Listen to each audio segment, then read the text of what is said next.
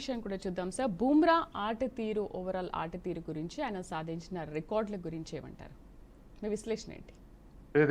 ఇది ఒక సెన్సేషనల్ అండి. ఎందుకంటే ఇండియాలో దరిదాపు 100 ఏళ్ల క్రికెట్ చరిత్రలో ఒక బౌలర్ ఒక సిరీస్ లో అత్యధికంగా వికెట్లు తీసుకున్నటువంటి వ్యక్తి హర్భజన్ సింగ్. అతను 32 వికెట్లు పడగొట్టాడు ఒక సిరీస్ లో. అది which is highest Indian cricket హిస్టరీలో. ఒక సిరీస్ లో 32 వికెట్లు పడగొట్టడం. బూమ్రా ఇప్పుడే లంచ్ స్టార్ట్ అయింది. ఫస్ట్ ఇన్నింగ్స్ లో ఆస్ట్రేలియాలో లంచ్కి పోయారు. లంచ్ కు ముందు బూమ్రా నిన్నటికి 30 వికెట్లు, ఇప్పుడు ఒక 2 వికెట్లు పడగొట్టాడు. 32 వికెట్లు చేరుకున్నాడు. లంచ్ తర్వాత పడగొట్టే వికెట్లు, మళ్ళీ సెకండ్ ఇన్నింగ్స్ ఆడేది ఉంది.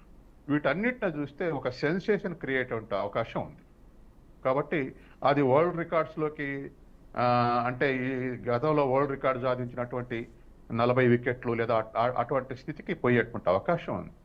ఏదేమైనా నిన్న ఆస్ట్రేలియన్ బౌలరు మెగ్రాత్ ఒక స్టేట్మెంట్ ఇచ్చాడు. బూమ్రా అనేటువంటి వ్యక్తి ఇండియన్ క్రికెట్ లేకుంటే 5-0 తోటి క్లీన్ స్వీప్ చేసేవాళ్ళు మా వాళ్ళని. అంటే వన్ సైడెడ్ గా ఆస్ట్రేలియా గెలిచేది. 5 టెస్టులలో 5 గెలిచి 0 ఇండియాకు రిజల్ట్ వచ్చేది. బూమ్రా అడ్డుకుంటున్నాడని చెప్పేసి మెగ్రాత్ లాంటి బౌలరు అప్రిసియేషన్ ఇచ్చాడు. కాబట్టి ఒక యంగ్స్టరు అటువంటి అచీవ్మెంట్స్ చూస్తుంటే ఎల్డర్స్ కు లేదా ఇండియన్స్ కి ఎవరికైనా గర్వకారణం. ఇది భవిష్యత్ తరాలు ఇన్స్పైర్ కావడానికి ఉపయోగపడుతుంది రానున్న కాలంలో.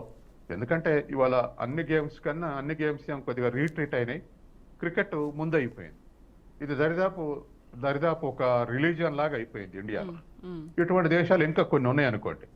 కాబట్టి ప్రజలు అంతా ఇష్టపడుతున్నారు. కాబట్టి ఇష్టపడే విషయంలో ఏ ఒక్కటి జరిగినా చర్చనీయాంశం అయింది.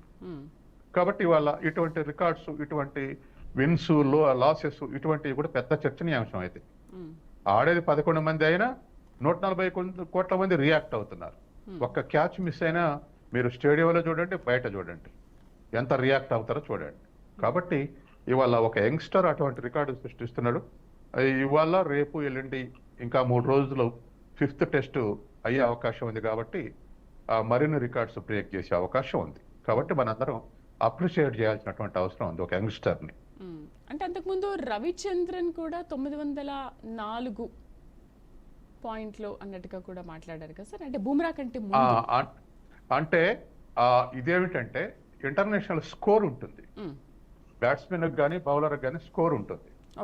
ఆ స్కోరింగ్ పాయింట్స్ ఐసీసీ ఏం చేస్తుందంటే ఆ స్కోరింగ్ పాయింట్స్ ప్రాతిపదిక అగ్రస్థానంలో ఎవరుండ్రు, ఫస్ట్ ర్యాంక్ ఎవరు, ఫస్ట్ 10 ర్యాంక్స్ ఎవరెవరుండ్రు, ఆ తర్వాత కూడా ర్యాంకులు ఇస్తుంటారు. కానీ ఎప్పుడు కూడా చర్చ ఫస్ట్ 10 ర్యాంక్స్ మీద నడుస్తుంటది.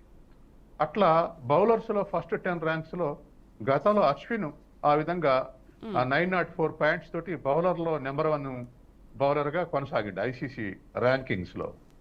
ఇప్పుడు బూమ్రా 904 పాయింట్స్ తెచ్చుకొని నెంబర్ 1 స్థానంలో ఉన్నాడు. ఇప్పుడు ఈ 3 రోజుల ఆట ముగిసిపోయే వరకల్లా ఇంకా దాన్ని కూడా బ్రేక్ చేసి ఎక్కువ పాయింట్లు వచ్చేటువంటి అవకాశం ఉంది. ఆ పాయింట్స్ తోటి ఐసీసీ ర్యాంక్స్ లో ఇప్పటికే అగ్రస్థానం ఉన్నాడు. మరింత సుస్థిరతం చేసుకున్నటువంటి అవకాశం ఉంది. సో నెక్స్ట్ బుమ్రా కంటే ఇంకా మంచి ఆట తీరు కనబరిచే వాళ్ళు వస్తారనుకోవచ్చా సార్ ఇక మీదట? ఖచ్చితంగా అండి. ఏదైనా రిలేటివే, ఏ మెరిట్ అయినా రిలేటివే, అబ్సల్యూట్ కాదు. ఎప్పుడు కూడా చదువులో అయినా, క్రీడలో అయినా, ఇంకా దేంట్లో అయినా, పాలిటిక్స్ లో అయినా, దేంట్లో అయినా మెరిట్ అనేది రిలేటివే. అబ్సల్యూట్ గా ఏది చెప్పలేం. కాలం నడుస్తా ఉంటే అనేక రికార్డ్స్ బ్రేక్ అవుతున్నాయి మన కళ్ళ ముందే. కాబట్టి అనేక రికార్డ్స్ బ్రేక్ అవుతున్నటువంటి క్రమంలో మనం మన కళ్ళతోటి నమ్మదగని సంఘటనలు కూడా జరుగుతున్నాయి ఆ రికార్డ్స్ బ్రేకింగ్స్ లో. కాబట్టి రేపు మరొక యంగ్స్టర్ ఇటువంటిది బ్రేక్ చేయలేదు. అసలు ఒక నానుడు ఉంది, రికార్డులు అన్నవే బ్రేక్ చేయటానికని ఒక నానుడు ఉంది. కాబట్టి ఖచ్చితంగా రోజు రోజుకు ఎఫిషియన్సీ పెరుగుతున్నాయి, టెక్నిక్స్ పెరుగుతున్నాయి.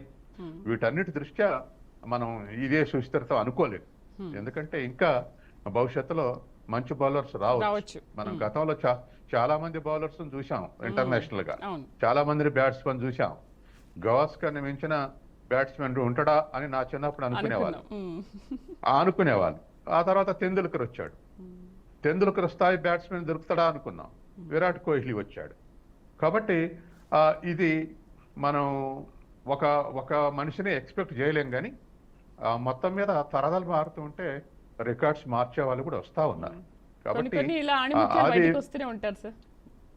ఎస్, మెరిటోరియస్ సొసైటీలో ఇవి జరుగుతూనే ఉండాలి. టెక్నాలజీలో కానీ లేక క్రీడల్లో కానీ దేంట్లోనైనా ఒక ఒక హెల్దీ సొసైటీ క్రియేట్ కావాలంటే ఇటువంటి రికార్డ్స్ని బ్రేక్ చేస్తూనే ఉండాలి. మనం పరిణామ క్రమంలో ఏపు నుంచి మనిషి వచ్చిండన్న ప్రారంభం నుంచి ఇప్పుడు ఎక్కడికి వచ్చామో చూడండి. రాకెట్లు అనుసంధానం చేస్తారు ఆకాశంలోనే. అక్కడే ఒక నగరాన్ని కూడా నిర్మిద్దాం అనుకుంటారు. అక్కడ దానికి ఉంది. ఆర్టిఫిషియల్ ఇంటెలిజెన్స్ తోటి 2 మనుషుల్ని పెళ్లి చేసేస్తున్నారు. న్యాచురల్ గా అవుపడుతుంది మనకు. కాబట్టి క్రీడల్లో కూడా ఇటువంటిది జరగదనేం లేదు. ఈ రికార్డ్స్ ని బ్రేక్ చేయాలనేటువంటిది ఏం లేదు.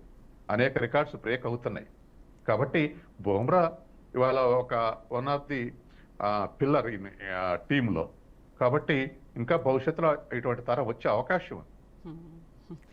అయితే ఒక్కటే ఇండియన్ గవర్నమెంట్ చేయాల్సింది ఏంటంటే గతంలో సోవియట్ యూనియన్ కానీ అమెరికాలో కానీ ఈస్ట్ జర్మనీ కానీ లేదా ఇప్పుడు జర్మనీలో కానీ క్రీడల యొక్క ప్రాధాన్యత జీవితంలో వాళ్ళకు ఇంటర్నలైజ్ కావాలి.